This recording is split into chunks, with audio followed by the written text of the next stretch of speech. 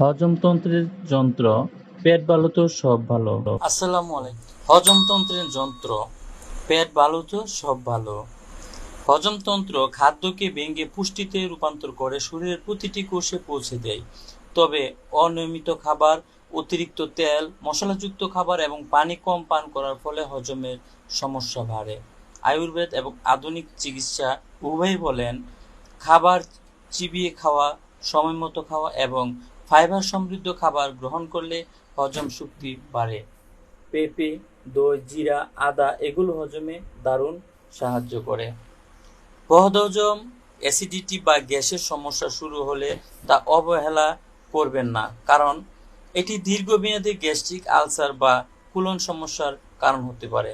তাই আসুন, পেটের যত্নের রাখো দেন, খাদ্যে করো ভালো জ্ঞান। চিবিয়ে খাও, পানি খাও, তবে হবে প্রাণ প্রাণ।